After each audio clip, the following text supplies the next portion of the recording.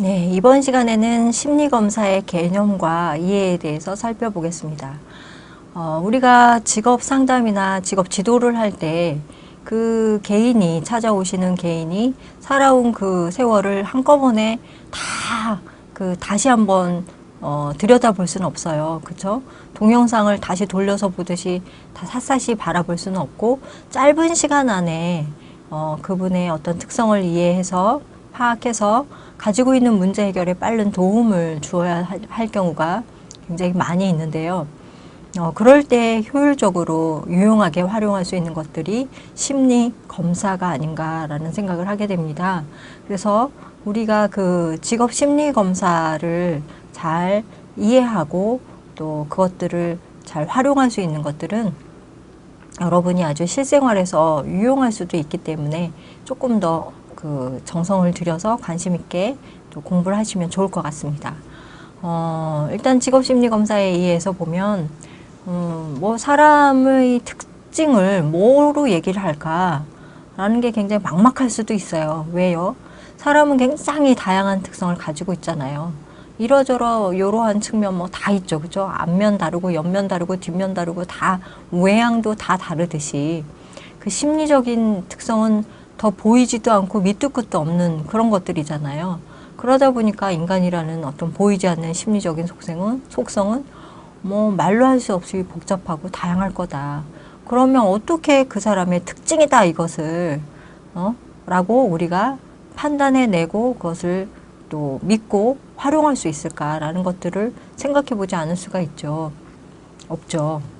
그래서 보면 그 심리검사라는 것도 인간에 대한 이해, 그 인간에 대해서 이해하고 싶다 이런 어떤 그 필요에 의해서 또 나오게 됐을 텐데, 가만히 보면 우리가 보이지 않는 인간의 속성들을 어떻게 하면 파악할 수 있을까요?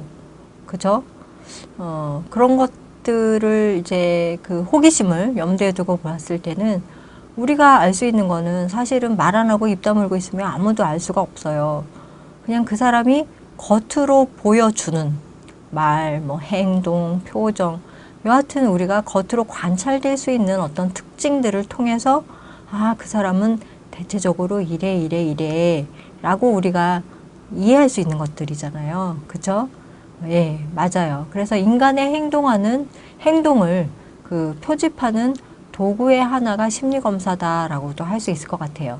그래서 보면 한 사람이 보이는 행동 특성도 여러 가지가 있을 거고, 여러 상황에서 보이는 어떤 여러 영역이 있을 수 있기 때문에 그 필요한, 우리가 어떤 면을 측정하고 싶다, 어떤 상황에서 이 사람이 어떻게 하는지를 알고 싶다, 이런 것들을 조금 더 정교화해서 그럴 때 이 사람이 많이 보이는 특징이 뭔가, 저 사람은 또 그런 상황에서 어떤 특징을 많이 보이나, 또 이 사람과 이 사람은 그러면 서로 어떻게 다른가, 이런 것들을 파악하는 데 도움이 될 수 있는 그런 도구가 되는 것 같습니다.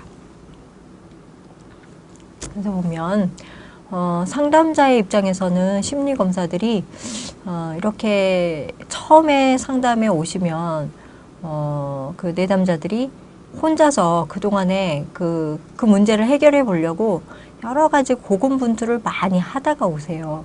그러지 않겠어요? 우리도 문제가 있으면 제일 먼저 내가 알아서 한번 풀어보려고 애쓰잖아요.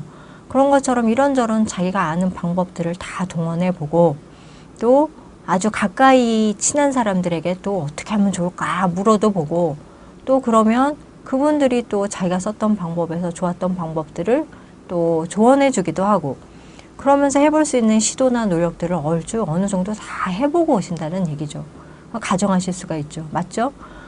그럼에도 불구하고 뭔가 시원하게 해결되지 않거나 어려움이 여전히 남아있을 때 상담에 오게 되는 거죠. 그랬을 때 그 상담을 해주시는 상담자들은 이미 내담자가 다 해본 뻔한 것들을 다시 답으로 준다면 어떨까요? 굉장히 실망스럽겠죠. 그리고 도움이 썩 되지 않을 가능성도 높죠. 그러다 보니까 상담자는 이 사람을 처음 보는, 잘 모르는 사람이고, 내담자는 뭔가 잔뜩 기대를 가지고 그동안에 이런 건 다 해보고